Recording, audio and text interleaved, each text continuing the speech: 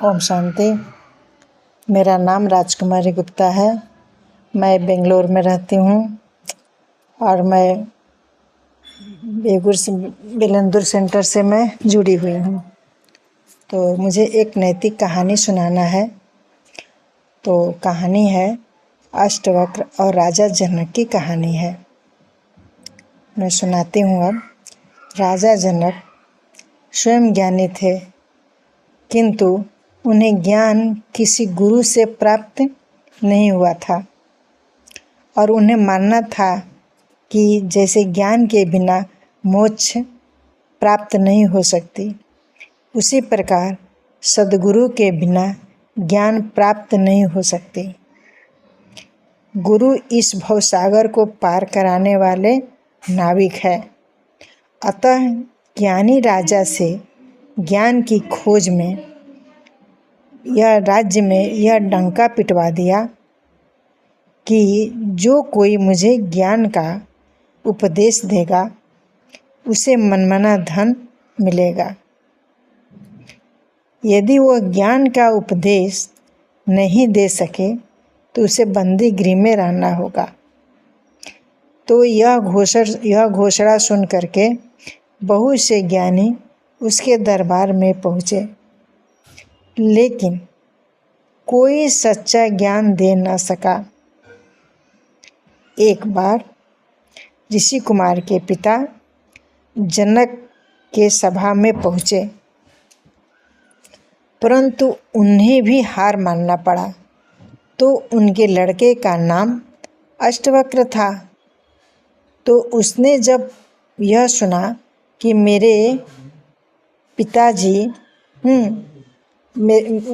पिताजी राज दरबार में बंदी बना लिए गए हैं, तब उन्हें राज दरबार में पहुँचे।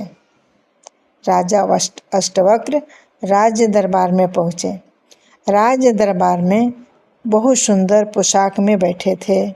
जो भी दरबारी थे बहुत सुंदर पोशाक में बैठे थे। सुंदर पोशाक में राजा जनक बहुत ठाट बाट में बैठे थे। तो उसी समय अष्टवक्र का शरीर 8 अंगों से यानी उनके अंग टेढ़े थे। इसलिए अष्टवक्र के टेढ़े शरीर को देखकर सभा में हंसी से दरबार गूंज उठा। उस ज्ञान के लिए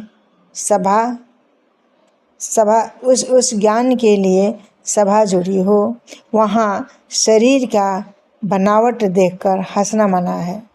यह मनुष्यों की मानवता नहीं है, बल्कि दुर्बलता ही कही जाएगी। अष्टवक्र ज्ञान की चर्चा में विजय प्राप्त करने आए थे, इसलिए वो सभा में थोड़ा भी विचलित नहीं हुए, क्योंकि ज्ञानियों के लिए मान अपमान सब समान होता है। तो अष्टवक्र ने सभा में सभी प्रश्नों के उत्तर बड़ी ठहाकों के साथ दिया। अष्टवक्र को इतनी खुशी देखकर राजा जनक ने कहा, आप इतना हंस क्यों रहे हैं? तब अष्टवक्र ने कहा, यह सवाल तो मुझे आपसे पूछनी चाहिए कि आपके दरबार में आने से आप सभी इतना क्यों हंस रहे थे? तब राजा जनक ने कहा, आपका शरीर को टेढ़े मेढ़े देखकर हम सभी को हंसी आ गई। आपको इतना दुख नहीं मानना चाहिए। तब अष्टवक्र ने कहा, आप लोग के आंतरिक शरीर देखकर हंसी आती है। आप लोग को इतना सुंदर शरीर होते हुए भी कलुषता से भरी हुई है। यह सुनकर राजा जनक ने अपना अंतरपुर में उसे ठहराया और खूब सत्कार किया। रात्रि में राजा जनक के आँखों में नींद कहाँ था? वह रात्रि में ही उसके पास जाकर राजा जनक ने, ऋषि कुमार, आज हमें पूर्ण विश्वास हो गया कि आप मुझे सच्चा ज्ञान प्रदान करेंगे। तब अष्टवक्र ने कहा, ज्ञान प्रदान करने के लिए मुझे गुरु दक्षिणा चाहिए। राजा जनक ने कहा, आप मेरा पूरा खजाना ले लीजिए और आप ज्ञान प्रदान कीजिए।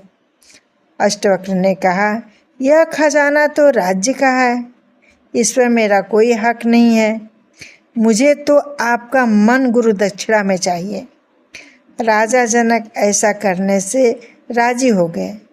अष्टवक्र ने कहा, मैं 1 सप्ताह बाद आऊँगा और आकर के आपको ज्ञान प्रदान करूँगा, परंतु यह याद रखना कि आपने अपना मन संकल्प कर दिया है। इसके बाद अष्टवक्र अपने पिता को बंदी गृह से छुड़ा घर लेके चले गए। इधर राजा जनक की विचित्र दशा हो गई थी। राजा जनक उठते बैठते खाते पीते यही ध्यान रहता था कि उसका मन का संकल्प हो गया है। इस चिंता में उनके कामेंद्रियां शांत हो गई। उसके बाद 1 सप्ताह बाद ऋषि अष्टवक्र जी आकर राजा जनक की कुशलता पूछी। तब राजा जनक ने कहा, मेरा कुशलता तो आपके अधीन है। मन तो आपका हो चुका है, अब तो जड़वक्त ही हो चुका है, किंतु मुझे इसमें ही शांति मिल रही है। तो अष्टवक्र ने कहा, इसी जड़वक्ता से को तुम आत्मा से निकाल समझो, क्योंकि तुम ज्ञान प्राप्त कर लिए।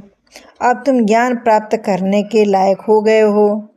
ये सब सांसारिक भोग मन के अधीन है।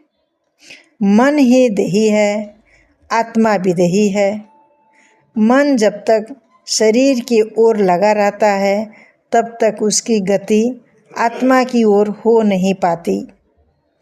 मनुष्य जब मन को ज्ञान अधीन कर देता है तब आत्मा की ओर बढ़ने लगता है और धीरे धीरे सभी बंधनों से मुक्त होकर जीव सत्य चित आनंद बन जाता है।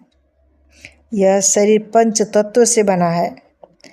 अन्न से इसकी उत्पत्ति होती है, इसलिए इसे अन्नमय कोश भी कहते हैं। इसके भी प्राणमय कोश है, उसके भीतर मनोमय कोश है और उसके भीतर ज्ञानमय कोश है। उसके बाद अन्नमय कोश, आनंदमय कोश प्रवेश करते हैं। शरीर के दुख सुख झंझटों से छुटकारा मिल जाती है।